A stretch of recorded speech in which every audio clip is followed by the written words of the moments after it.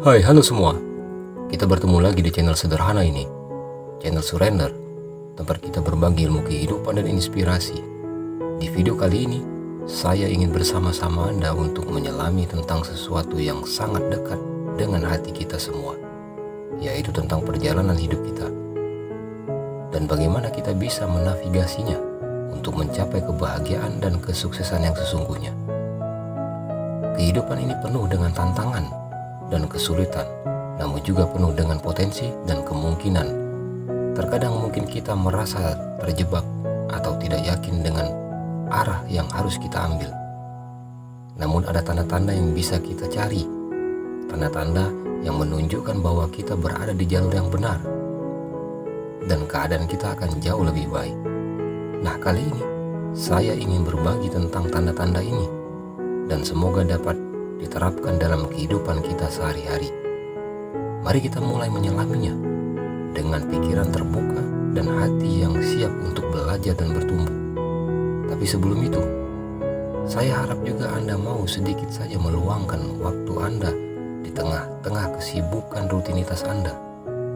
Dan saya harap Anda selalu diberikan kesehatan serta dilancarkan semua aktivitasnya dimanapun Anda berada. Mari kita mulai dengan poin pertama. Anda memiliki tujuan hidup yang jelas dan Anda serius menjalaninya. Menetapkan tujuan hidup adalah seperti meletakkan sebuah pin di peta. Perjalanan Anda memberikan arah yang jelas kemana Anda ingin pergi.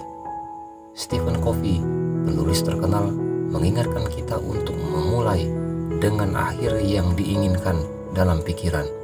Ini berarti sebelum kita mengambil langkah pertama, kita perlu tahu destinasi akhir kita. Tujuan hidup bukan sekedar mimpi atau harapan. Ini adalah visi yang jelas dan terdefinisi dengan baik. Ini tentang apa yang ingin kita capai, siapa yang ingin kita jadi, dan bagaimana kita ingin diingat ketika tujuan hidup kita jelas. Setiap tindakan yang kita lakukan sehari-hari bukan lagi sekedar rutinitas, melainkan langkah yang membawa kita lebih dekat ke tujuan tersebut. Tetapi memiliki tujuan saja tidak cukup. Kita juga harus serius menjalaninya. Ini berarti kita harus berkomitmen untuk melakukan apapun yang diperlukan untuk mencapai tujuan tersebut. Bahkan kita menghadapi tantangan atau hambatan, komitmen ini membutuhkan disiplin diri, kerja keras, dan konsentrasi. Ini mengharuskan kita untuk terus-menerus mengevaluasi kemajuan kita, belajar dari kesalahan, dan tetap fokus pada hasil akhir. Menjalani tujuan hidup dengan serius juga berarti kita siap untuk membuat pengorbanan. Mungkin kita harus mengurangi waktu untuk hiburan atau mengubah lingkungan dan hubungan yang tidak mendukung pertumbuhan kita. Ini semua adalah bagian dari proses untuk tidak hanya mencapai tujuan, tetapi juga menjadi versi terbaik dari diri kita sendiri. Dalam menjalani tujuan hidup ini, sangat penting untuk merayakan setiap keberhasilan yang kita capai. Tidak peduli seberapa kecil, ini bisa membantu kita mempertahankan motivasi dan mengakui kemajuan yang telah kita buat. Selain itu, bersikaplah sabar dan beri diri Anda waktu. Perjalanan menuju tujuan besar biasanya tidak mudah dan membutuhkan waktu. Ingat, tujuan hidup yang jelas dan komitmen serius untuk menjalaninya bukan hanya tentang mencapai satu titik akhir. Ini tentang perjalanan dan pembelajaran serta pertumbuhan yang kita alami di sepanjang jalan yang kita lalui. Ini adalah tentang menjadi individu yang lebih baik, yang hidup dengan tujuan dan arah. Saat kita memelihara tujuan kita dengan tindakan yang konsisten dan positif, kita membuka pintu untuk mencapai potensi penuh kita, dan pada akhirnya keadaan kita akan jauh lebih baik. Sekarang mari kita melompat ke poin kedua. Anda belajar dari kesalahan di masa lalu Kesalahan dan kegagalan adalah bagian tak terpisahkan dari perjalanan setiap orang. Mereka bukanlah tanda kelemahan atau kegagalan, melainkan kesempatan berharga untuk belajar dan bertumbuh. Nelson Mandela, salah satu tokoh paling inspiratif dalam sejarah, pernah berkata, "Saya tidak pernah lelah, saya hanya belajar." Kalimat ini menangkap esensi dari bagaimana kita seharusnya memandang kesalahan dan kegagalan. Belajar dari kesalahan berarti melakukan refleksi diri yang jujur. Setelah menghadapi kegagalan, ini mengharuskan kita untuk bertanya pada diri sendiri, apa yang bisa saya pelajari dari pengalaman ini? Bagaimana saya bisa melakukan hal-hal dengan berbeda di masa depan? Refleksi ini tidak selalu mudah, karena seringkali kita harus menghadapi kekurangan atau kelemahan kita sendiri. Namun ini adalah langkah penting untuk menghindari pengulangan kesalahan yang sama dan untuk membuat kemajuan yang berarti dalam perjalanan hidup kita selanjutnya. Belajar dari kesalahan juga berarti mengadopsi pola pikir pertumbuhan. Ini adalah keyakinan bahwa kemampuan kita dapat dikembangkan melalui dedikasi dan kerja keras. Dengan pola pikir ini, kita melihat kesalahan dan tantangan sebagai peluang untuk mengembangkan kekuatan dan keterampilan baru, bukan sebagai batasan dari kemampuan kita. Penting juga untuk membangun sistem dukungan yang kuat di sekitar kita. Orang-orang yang dapat memberikan perspektif yang berbeda dan membantu kita melihat pelajaran yang dapat dipetik dari kesalahan yang kita buat. Terkadang kita terlalu dekat dengan situasi tersebut untuk melihatnya secara objektif, dan masukan dari luar bisa sangat berharga. Selain itu, belajar dari kesalahan berarti berani mencoba lagi, tidak takut untuk kembali dan menghadapi tantangan dengan pengetahuan dan perspektif baru. Ini bukan tentang membuat kesalahan yang sama berulang kali, melainkan tentang menerapkan pelajaran yang telah kita pelajari untuk membuat keputusan yang lebih baik di masa depan. Akhirnya, kita harus memperpraktikkan kebaikan dan pengampunan kepada diri sendiri.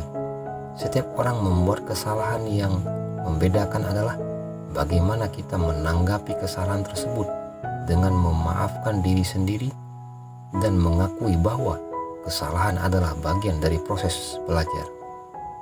Kita bisa bergerak maju dengan lebih percaya diri dan bersemangat. Dengan memandang kesalahan sebagai pelajaran berharga, kita tidak hanya memperbaiki jalan kita menuju sukses, tetapi juga membangun karakter yang lebih tangguh dan fleksibel. Ini membantu kita menjadi lebih siap untuk menghadapi tantangan di masa depan, dan pada akhirnya membuat kita lebih dekat ke versi terbaik dari diri kita sendiri. Ini adalah langkah penting dalam memastikan bahwa keadaan kita akan jauh lebih baik. Dan terakhir, mari kita bahas poin ketiga, adalah percaya bahwa masa depan Anda akan cerah. Keyakinan pada masa depan yang cerah adalah fondasi bagi motivasi dan tindakan kita. Helen Keller, seorang tokoh inspiratif yang mengatasi tantangan luar biasa karena kebutaan dan ketulian, berkata optimisme adalah keyakinan yang sangat mengarah pada pencapaian. Tidak ada yang bisa dilakukan tanpa harapan dan kepercayaan. Kalimat ini menegaskan betapa pentingnya memiliki sikap positif dan optimis terhadap masa depan. Mengharapkan masa depan yang cerah bukan berarti mengabaikan realitas atau tantangan yang mungkin kita hadapi, tetapi ini sebaliknya, memilih untuk fokus pada potensi dan kemungkinan yang ada di depan kita daripada terjebak dalam ketakutan atau pesimisme. Ini adalah tentang melihat cangkir setengah penuh, bukan setengah kosong. Optimisme ini didasarkan pada keyakinan dalam kemampuan kita sendiri untuk membuat perubahan positif dalam kehidupan kita. Ini membutuhkan untuk menetapkan tujuan yang realistis dan bekerja keras untuk mencapainya. Sambil tetap terbuka untuk mengubah jalur kita, diperlukan keyakinan pada masa depan yang cerah. Juga berarti mengetahui bahwa kita memiliki kekuatan untuk mengatasi hambatan dan belajar dari setiap situasi. Selain itu, memelihara sikap positif terhadap masa depan berarti secara aktif mencari solusi daripada terfokus pada masalah. Ini tentang berinovasi dan beradaptasi, menggunakan kreativitas dan sumber daya yang kita miliki untuk menavigasi melalui kesulitan. Ketika kita percaya bahwa masa depan kita akan cerah, kita lebih cenderung mengambil risiko yang dihitung dan membuat keputusan yang berani yang dapat membawa kita ke tingkat keberhasilan yang baru. Membangun dan memelihara jaringan dukungan yang kuat juga sangat penting, dikelilingi oleh orang-orang yang juga memiliki pandangan yang optimis. Dapat meningkatkan kepercayaan kita pada masa depan. Mereka tidak hanya bisa memberi kita dorongan ketika kita membutuhkan, tetapi juga bisa menjadi sumber saran yang berharga dan perspektif baru. Penting untuk merayakan setiap keberhasilan, tidak peduli seberapa kecil, sebagai bukti kemajuan kita dan sebagai pengingat bahwa kita sedang bergerak ke arah yang benar. Ini membantu mempertahankan optimisme dan motivasi kita bahkan ketika menghadapi tantangan. Akhirnya, memiliki kepercayaan pada masa depan yang cerah adalah tentang menghidupkan nilai dan prinsip kita setiap hari.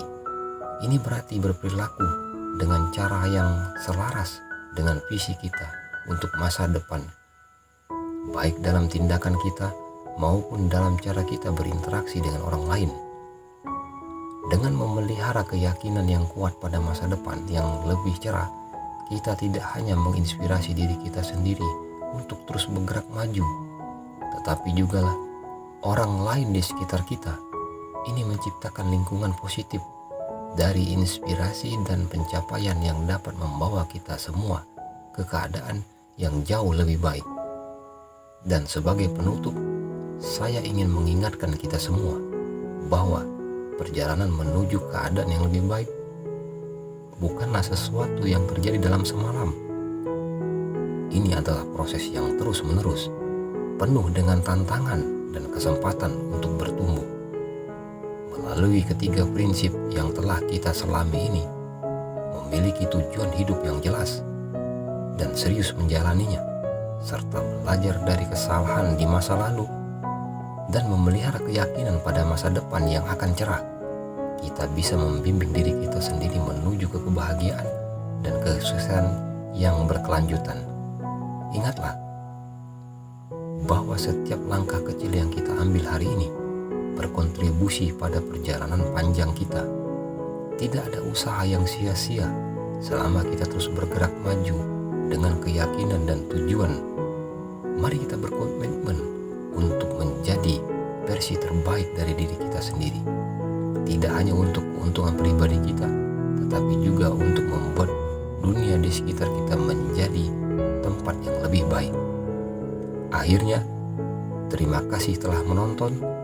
Tetap positif, teruslah bertumbuh, dan sampai jumpa di video selanjutnya.